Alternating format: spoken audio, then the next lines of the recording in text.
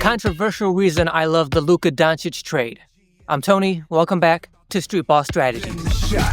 Hard games, hustles, hard in the grind. Luka and Jimmy gotta keep that in mind. Overpaid, spoiled, they say it's insane, but park ballers know it's all about the game. Today we're talking about why not only do I love the trade with Luka Doncic going to the Lakers, but I also love the situation with Jimmy Butler as well. But before I get into that specifically, let me explain and give some context and some disclaimers so that you understand where my perspective is coming from first. Number one, for those of you who don't know, I have believed for a long time that NBA players, especially NBA all-stars, superstars, are way extremely overpaid. I have many videos about why that is. You can check out the NBA playlist on this channel for why that is. Number two, I am a casual NBA fan, meaning that I don't have any favorite players. I don't have any favorite teams. I'm very neutral. So I don't care one way or another about any of the superstars, including LeBron. I'm not for him or against him. I'm not for or against any teams, any owners, any GMs. I have no leanings one way or the other. I live in southeastern Michigan, so you would think I would be a Pistons fan, but I have a video detailing why I am openly and proudly a fair weather fan right here. I don't care one way or the other about the stars, the players, the GMs, the owners, the teams, none of that. I am just a general super fan of the game of basketball itself, and the NBA just happens to be the place to watch the best players and the best coaches display their skills and abilities. And when I watch NBA games, what I'm looking for, hoping for, is highly competitive basketball, the most competitive basketball on the planet, with the best players and the best coaches giving me the closest games possible. That's what I mean by casual NBA fan. Number three, if I were, say, 19 years old, I would probably completely disagree with the perspective I'm about to give. The reason for that is, at 19, I was just still a kid. I was still in school. I had never been an authority figure before, as in, I had never been like a manager somewhere. I had never been in a position of authority where I had the performance of employees underneath me depending on how us as a business thrive. At 19, I wasn't an entrepreneur. I wasn't a business owner. I had no experience with trying to make payroll every month. So when you watch this, if you vehemently disagree with me, it's probably because you're young and or you've never been in those kinds of positions before or yet. And number four, if you're the kind of person, or you're apt to be the kind of person, to use the term slave mentality, you are really going to hate the perspective I am about to present. Number five, I am not trying to be controversial. Like, I understand if you disagree with what I'm about to say and you really hate it. I'm not making this stance and having this perspective because it's controversial, or because I'm looking for drama, or because I'm trying to draw views to the channel. I've gotten comments like that before in videos I've made before where it's like, oh, I hope you're just, saying these comments, these crazy, outlandish, controversial comments so you can get views to the channel. That's never the case. What I say may be controversial. It may cause some kind of drama, but that is not my intention. I am only saying this because it makes complete sense to me. And since it makes complete sense to me, I absolutely believe what I'm about to say. And that goes with every video I make. So with those disclaimers in that context out of the way and put into context, let's get into why I enjoy the current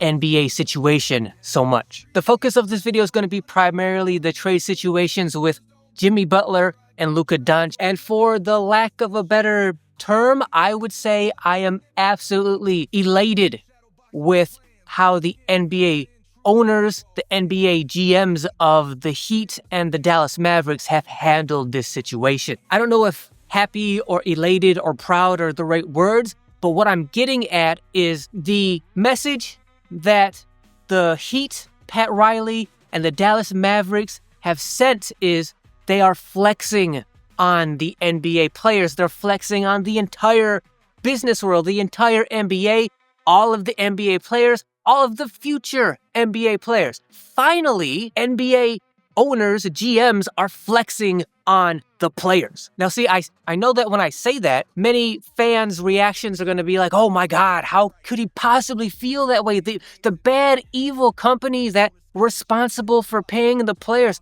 Oh, how could you side with those bad, evil people? Look, my response is, I don't think that either the players or the teams are evil. Just like I don't think either one is like angelic and have like no faults either. Remember, I am from the stance that NBA players are extremely insultingly overpaid, especially the all-star, superstar, face of franchise players. I'm glad Pat Riley is taking that stand, specifically because he's an NBA legend. He's an NBA champion as a player, as a coach, and as a GM. Maybe other teams, other GMs in the leagues where their teams have never won a championship before, have never even gotten to the NBA Finals before, maybe they would be justified in paying, Jimmy Butler that extension if he was on their team. But not Pat Riley, not NBA legend Pat Riley.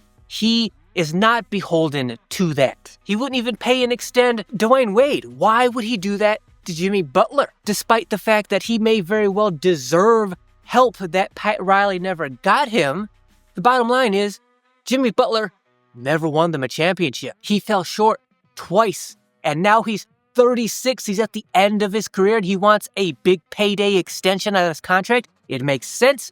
Pat Riley would not do that because he's Pat Riley. Other GMs, other owners that haven't won, that would make sense. For Pat Riley, it makes sense that he would not give that extension. I'm glad he's putting his foot down. I'm glad he's putting the message out in the world. Hey, I'm going to do what makes sense because I and this team is used to winning championships and Jimmy Butler hasn't done it. Thus, he's old. He's about to retire in 3 or 4 years. He gets no super big money extension because that makes sense, especially from a business perspective. Something we're forgetting, something we're overlooking as NBA fans is that it's a luxury, a privilege to be an NBA player, to play in the NBA. It's a privilege. You don't have the right to play in the NBA. You earn the privilege of doing so. And the only way you can play in the NBA is if you sign a contract to an NBA team. You don't have to sign that contract. You don't have to play in the NBA. That contract belongs to that team, not you as a person, because you're not a slave and they're not slave owners, but your contract belongs to them legally. See, many of us as NBA fans, whenever we hear about a big contract deal going down, oh, this player is now getting $20 million a year, we only look at it from the player's perspective, like, oh my God, so much money coming from the team to that player, as if the NBA contract is just one way. When not only is the contract two ways, it goes both ways, but it very much favors the NBA team that owns that contract. You see, the team has the easy, simple end of the contract because all the team has to do is simply pay the player. That's essentially all that team is responsible for doing, fulfilling the monetary obligations of that contract. That's really all they have to do. The player has the complicated end of the contract. Why? Because now the player, especially a superstar, face of a franchise, is getting way overpaid to do a job that they should not be paid that much money for, not even close. So you as the player, how can you prove what you're supposed to do? How do you prove that you deserve all of that extraordinary amount of money? Because that's part of your job. You're supposed to show and prove that you actually deserve all of that money. You earn all of that money. When you're getting paid $20 million to work 9-10 months out of the year, how do you justify that? How do you earn that money? It's almost impossible to do so, but yet and still, that's part of your job to try to do that. And you do that by showing up in shape and playing doing whatever it takes mentally, physically, emotionally to play the very best basketball you can every night, as many games as you can, so that your team has the best chance of winning as many games as possible. The more you get paid, the more that's your responsibility and you are expected to. But like I said, you don't have to. You don't have to play in the NBA. You don't have to sign that contract. When it comes to Luka Doncic, Luka could have stayed over in Europe. He didn't have to come to the United States. He didn't have to play in the NBA. He could be in Europe right now. He could be getting paid, I don't know, $600,000, $1 million a year to play on whatever European team and be famous in the city that he plays in. But Luka didn't want that. What Luka wanted, he wanted the NBA fame, and especially he wanted the NBA riches. But you don't have to sign the contract. It is your choice as a professional adult of your own free will and volition to sign that contract. You are not a slave, and you are not under the control of slave owner. You don't want to be under contract? Don't sign the contract. If you sign the contract in a month, a year, 6 months into the contract, you decide you don't like it here and it was a bad idea to sign that contract. Too bad. You're an adult.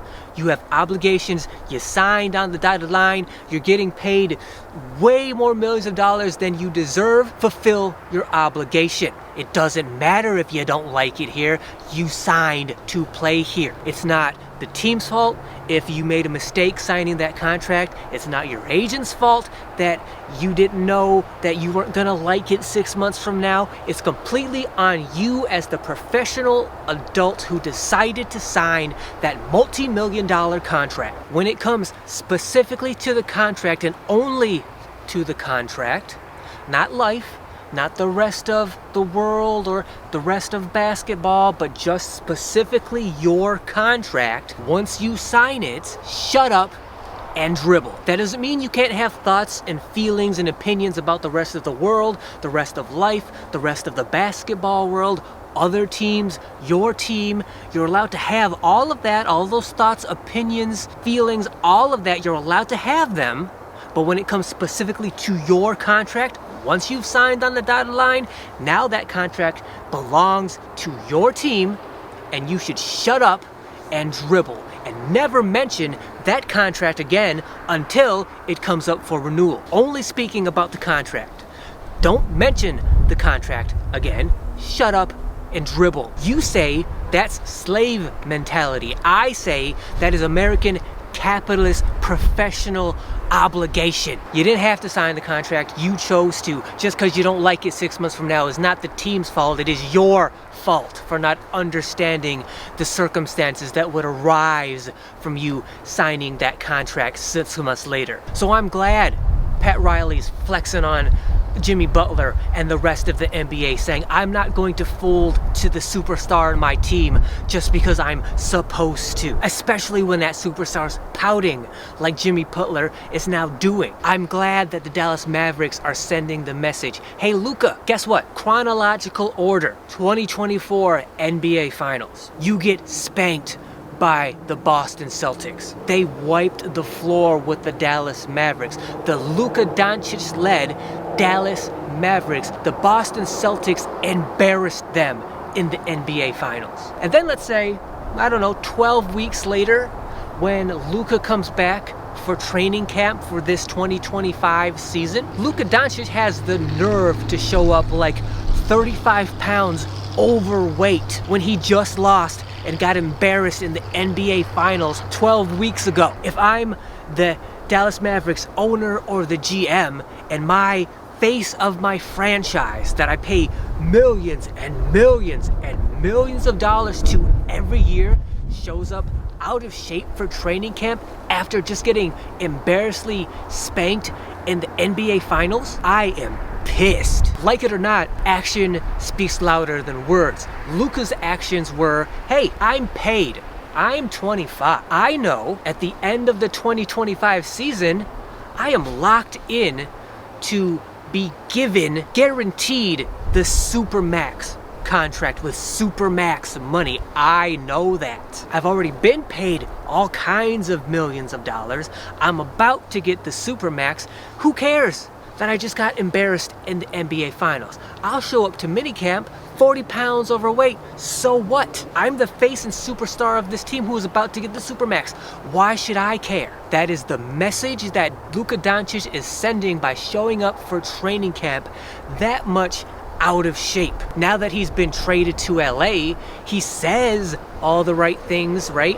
His statement was, "Oh, I wanted so much to win an NBA championship for Dallas." I couldn't tell. Why would Dallas fans think that when you show up for training camp that much out of shape after getting embarrassed in the NBA Finals? And Luka is doing that because he's overpaid, which means he's spoiled, which means he thinks he has the right to show up to training camp like that. While Luka Doncic is one of the premier players in today's NBA, he's very special. He's a very superstar-esque kind of player, right? There's nothing sort of normal and ordinary about him. While that is true, it is also true that he is a cliche. He is a stereotype. Because on this channel, I talk very much about talent, right? Because I don't have it, I had to work way extra hard to even become a decent basketball player, right? That's one of the mainstays of this channel. So I talk about talent very often on this channel. When it comes to Luka Doncic, he's a cliche in that he's so talented, and he knows it, that all of his basketball career, he's been able to lean on and depend on his talent. He's so talented that he doesn't have to push, he doesn't have to grind, he doesn't have to work hard. He's so talented he can just depend on his talent, and his talent is so great that he's been able to have the success that he's already had, which is amazing. But he's not working out, he's not putting in extra time, he's not grinding la Kobe Bryant, even though if he could, imagine how much better and consistent he could be. He only works out and shoots around and practices enough to sort of fit in with his teammates, but he doesn't go above and beyond like you would expect the superstar franchise face of your team to do. And then when it comes to the offseason, for him to get embarrassed in the NBA Finals, come back 12 weeks later, 35 pounds overweight, is disgraceful and a direct sign of being a spoiled superstar, and he's not even 26 yet. So I am glad that the Dallas Mavericks front office went, you know what, we're not gonna stand for this. This is disrespectful at the very least, and we control his contract.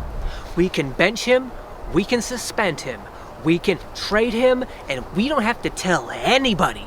We don't have to tell Luka, we don't have to tell his agents, we don't have to tell anybody. We can just make it happen immediately and overnight. And a trade like that, of this magnitude, has never happened before in the NBA. We are living in an unprecedented times where players have never gotten paid this much money before. They've never been this wildly, extremely overpaid before.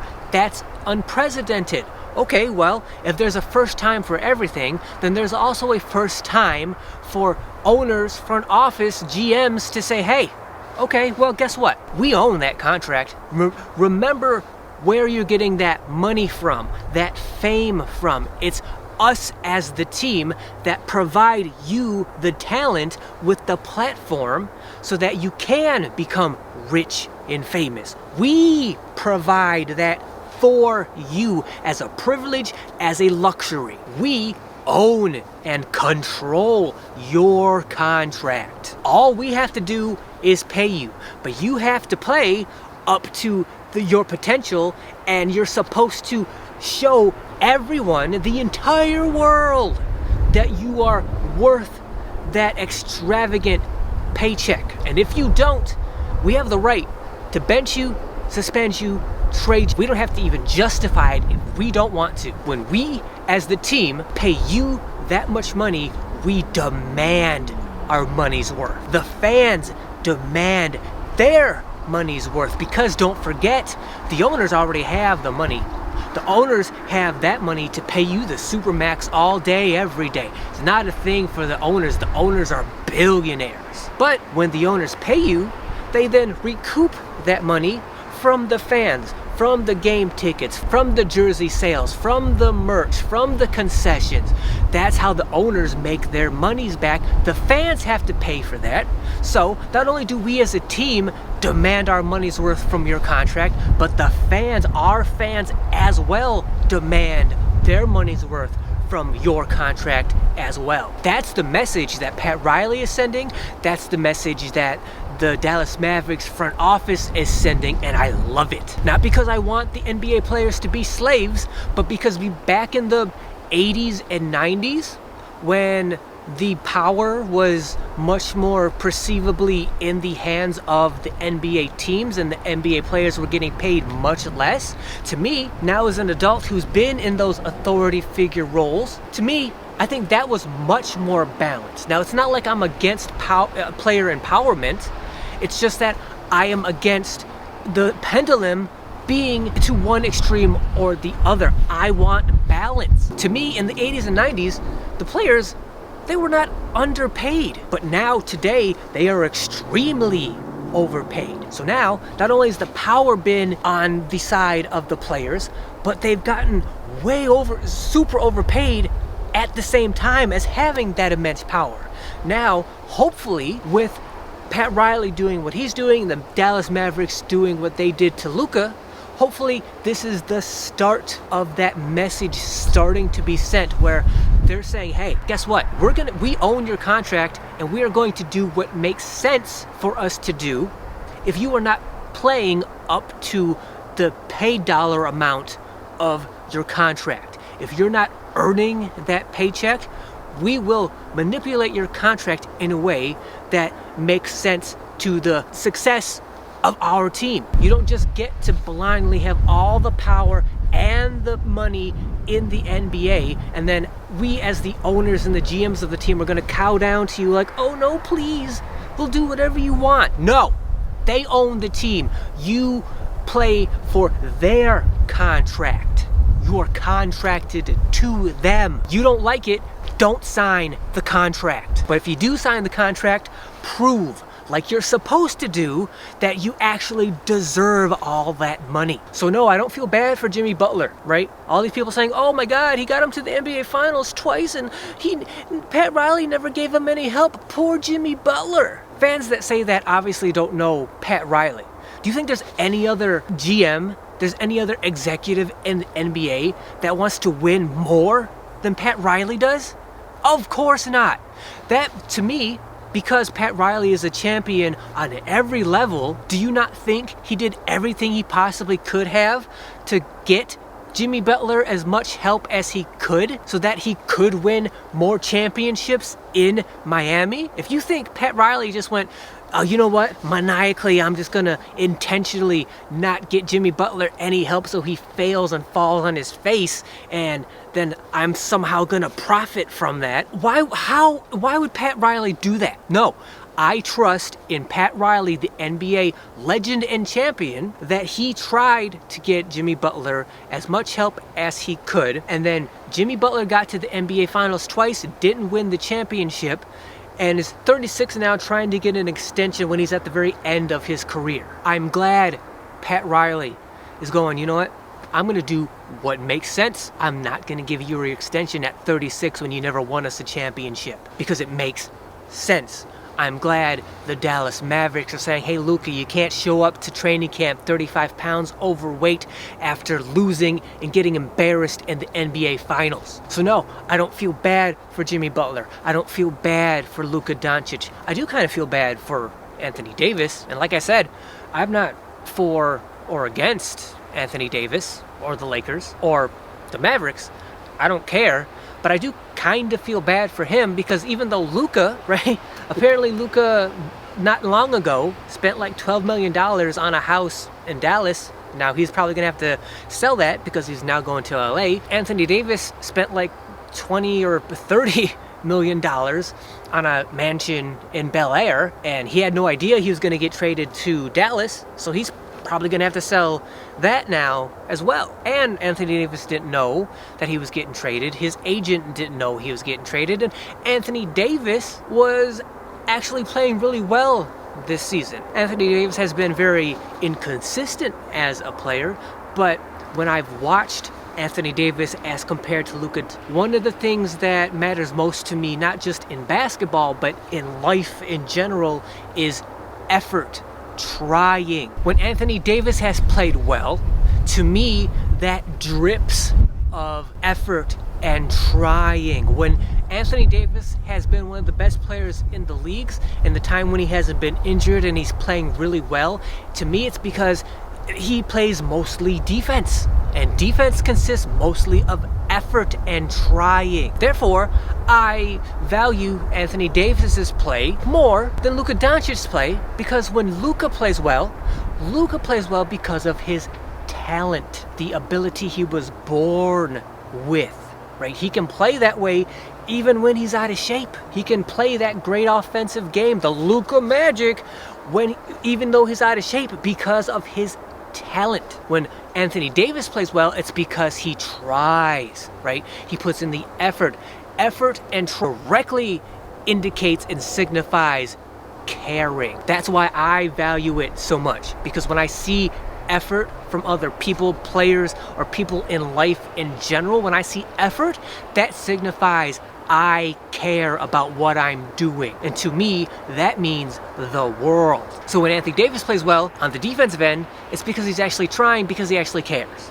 When Luka plays well, it's because he's leaning on his talent that is better than almost everybody else in the NBA. So I don't feel bad for Luka, kind of feel bad for Anthony Davis, but he's going to Texas from California, so from like a tax standpoint, that's a huge tax break. And yes, Dallas is not la-la, but that tax incentive can make a whole bunch of difference when it comes to the paper for Anthony Davis. Not only that, but like, say the Dallas Mavericks actually won the championship this year or next year. If that were to happen, back when Anthony Davis won the championship with the Lakers in the bubble, it's like, okay, but Anthony Davis, he won that championship, but he won it alongside of LeBron in the bubble. So there's kind of like asterisks there for some people with these championships. If he were to win in Dallas, we would probably,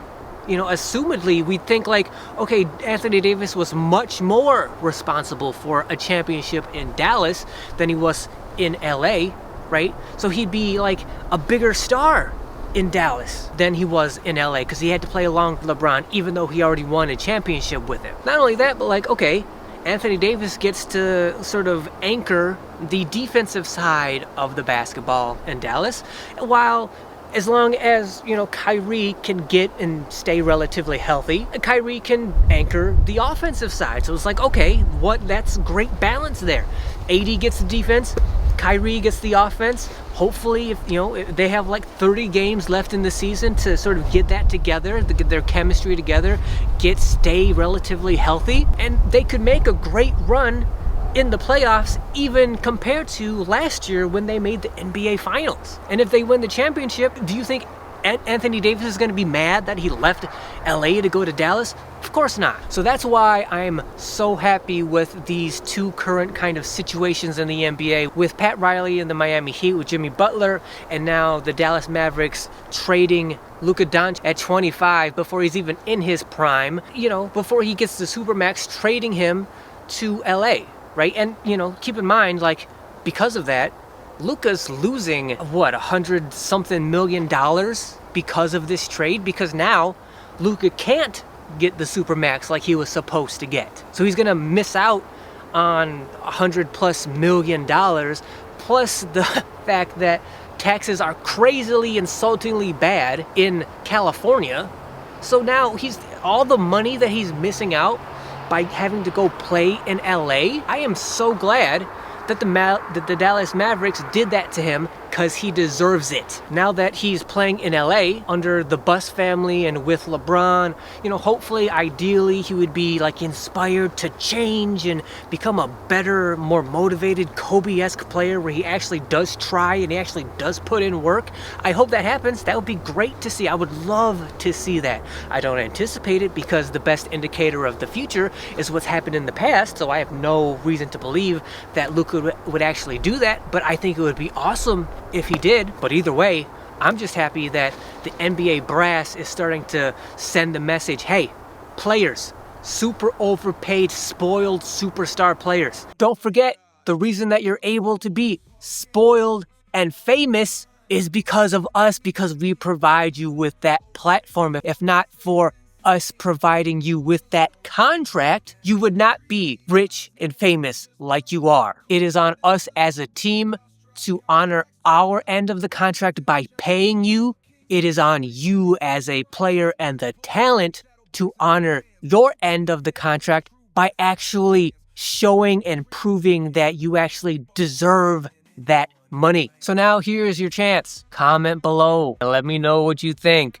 I wonder how that's gonna go. But before you start in on me with the slave mentality stuff, let me make one last point about that. Number one, I'm Filipino, right? In terms of numbers, population, percentage, I'm way more of a minority than you probably are. Not only that, but I'm also visually impaired. That's another minority, which means you put those two together, I am way more of a minority than you could ever dream of being. So if you think I have a slave racist mentality, you could not be more mistaken. It's just that I have been in positions of authority and power where I am responsible for employees underneath me, their performance to dictate the success of a company. I know what that's like. Therefore, even though I do favor player empowerment, I want balance. Not the players getting all of the power and all of the money, and then the teams having to cow down to them and be in fear of them. No. The business, the team owns that contract, and the players should recognize and realize it is their luxury and their privilege to play in the NBA and make that kind of money. Therefore, they should prove that they are worth it by their play and their effort on the court. Not only that, but to make that much money, to be paid that much money and only work 10 months out of the year, earn it off the court as well. You don't show up for training camp being that much out of shape. That is an insult to the team, to the owners, to the people that own your contract. If you were like a manager at, say, a Walmart, and you had an employee that multiple times a month, he just showed up to work hungover, you as the manager, would you just be like, oh, you know what? I bet, his home life is bad, and so that's why he's hungover 4 times every month. You know what? We should sympathize with it. It's okay that he shows up to work hungover. It's okay. Or would you be like, hey, adult who signed a contract and now has professional obligations, whatever your home life is, that's on you to figure out. Responsible professional adult, get your stuff together and show up to work the way you're supposed to. If that's the way it works on like the Walmart manager level, how do you think it's gonna work out on the NBA superstar $20 million contract level? And it works out that way because it makes sense. So whatever comments you make down below where you start to hate on me and I'm a racist, slave mentality having fan, before you do that, keep that in mind. I know you're gonna make those stupid, ignorant comments anyway, but at least I'm putting it out in this video that that's the situation. But for those of you who found this video at least sort of interesting at all, and kind of like a think tank, think experiment kind of video where it's kind of interesting and makes you think, for those of you who are actually open-minded enough to think that way, then please subscribe to the channel. And if you do comment, make sure you hit that thanks button down below, because not only is that going to highlight every hateful comment you're about to make, but it does directly support the channel, and I know you want to do that, right? So make sure you hit that thanks button. And as always, like, share, comment like I said, make sure you hit that notification bell so you're notified whenever any video goes live on this channel. And until then, see you guys next week. GMs pulling strings, shadow boxing they plans, but you can't fence in true basketball fans. Concrete dreams they can't understand. We ball harder than anyone in the land. Yeah.